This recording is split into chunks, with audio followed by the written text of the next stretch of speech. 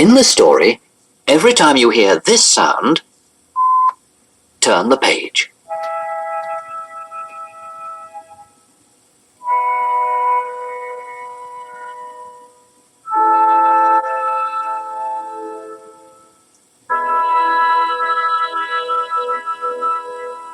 Little Red Riding Hood.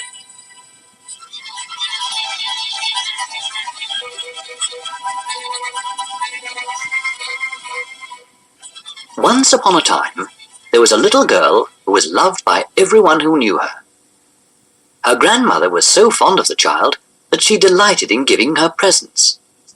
Once she made her a beautiful cape and hood of red velvet. The little girl liked it so much that she never went out without wearing it. In time, everyone called her Little Red Riding Hood.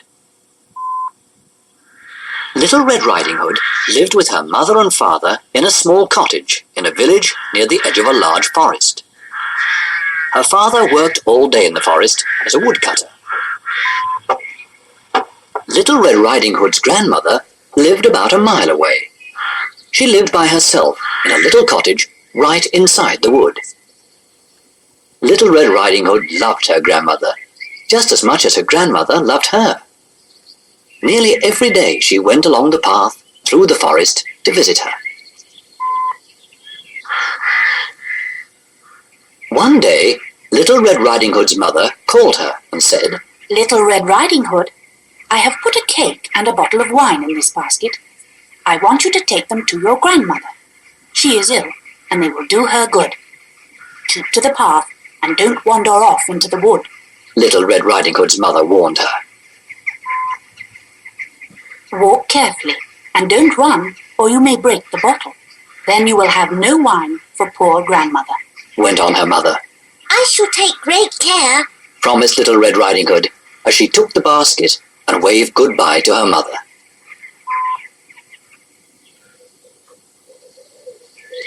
Before she had gone very far along the path through the forest, Little Red Riding Hood met a wolf. She had never seen a wolf before, and she did not know what a wicked creature he was. She thought he was a large dog, and she was not in the least afraid of him. "Good morning, Little Red Riding Hood," said the wolf. "Good morning, sir," she replied. "Where are you going so early in the morning?" asked the wolf. "To my grandmother's," she replied. "And what have you got in your basket?" went on the wolf. "A cake and a bottle of wine," said Little Red Riding Hood. "Grandmother is ill, and Mother has sent these to help her to get well again."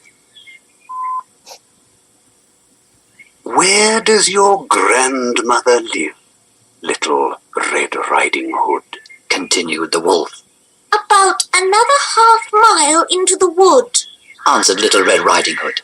"Her cottage stands under 3 large oak trees." "What a tender young creature this is," thought the wolf. "She will make a more juicy mouthful than the old woman.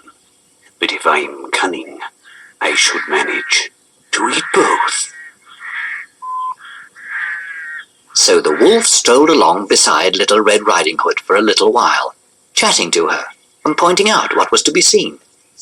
"Look at all the pretty flowers under the trees," he said. "Are they not beautiful? And can you not hear the birds singing? You should stop and enjoy these pleasures instead of walking straight along the path."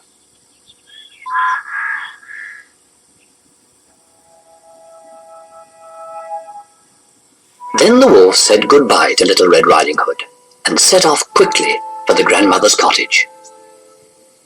Little Red Riding Hood did as the wolf had suggested and looked around her. The forest was indeed a lovely place. The sunbeams danced through the trees, the ground was carpeted with beautiful flowers, and overhead the birds sang merrily. "I shall pick a bunch of fresh flowers for my grandmother," thought Little Red Riding Hood. "They will help her to get better." So she wandered further and further from the path, gathering the prettiest of the flowers to take to her grandmother.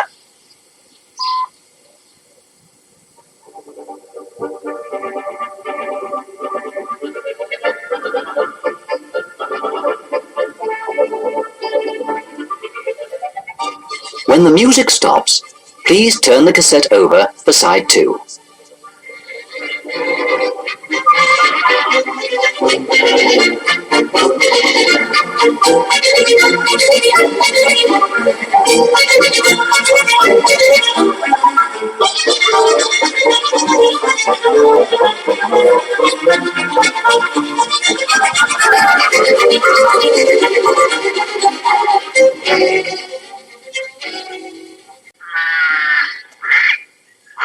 By now, the wolf had reached the grandmother's cottage. He knocked at the door. Who is there? Called the grandmother. Little Red Riding Hood, Replied the wolf. I have brought you a cake and some wine. Press the latch, open the door and walk in, my dear. Said grandmother. I am so weak that I cannot get up. The wolf pressed the latch, opened the door, and walked in. Without saying a word, he went straight to the grandmother's bed and gobbled her up in one mouthful.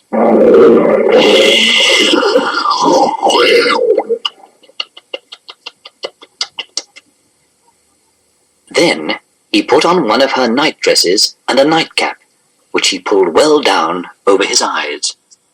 He drew the curtains and got into bed, pulling the bedclothes well up to his chin. Then he waited. Meanwhile, Little Red Riding Hood had wandered far from the path, for the loveliest flowers always seemed to be furthest away. When she had gathered so many flowers that her arms were full, she began to think again of her grandmother lying ill in bed. She returned to the path and went on her way.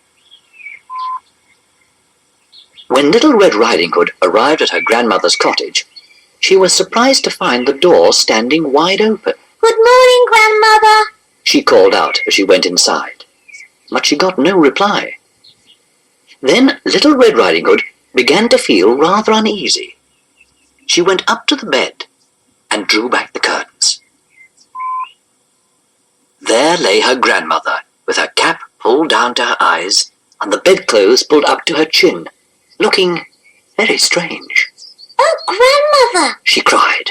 what big ears you have. All the better to hear you with, my dear. Came the reply. Oh, Grandmother, what big eyes you have. All the better to see you with, my dear. Oh, Grandmother, what big hands you have. All the better to hug you with, my dear. Oh, Grandmother, what a big mouth you have. All the better to eat you with. With these words, the wolf jumped out of bed and gobbled up Little Red Riding Hood in one mouthful.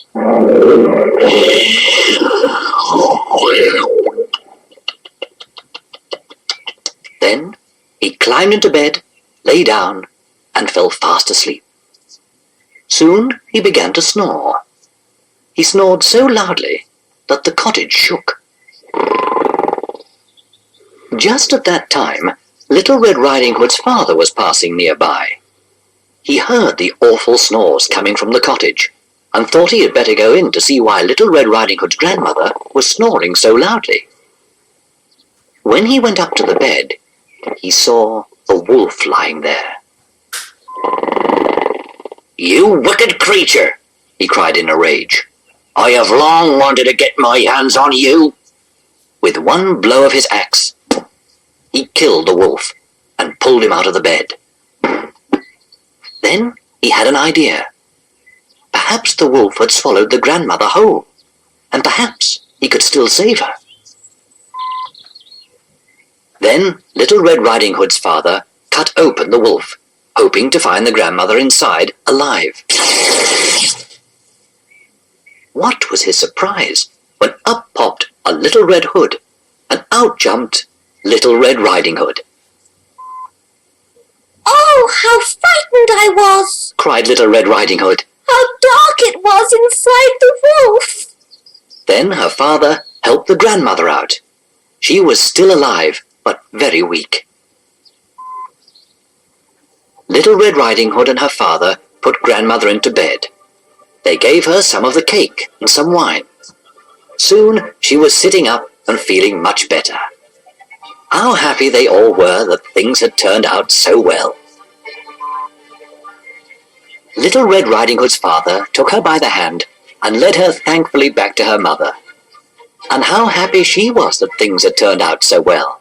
As long as I live, said Little Red Riding Hood to her mother, I shall never again leave the forest path when you have warned me not to do so.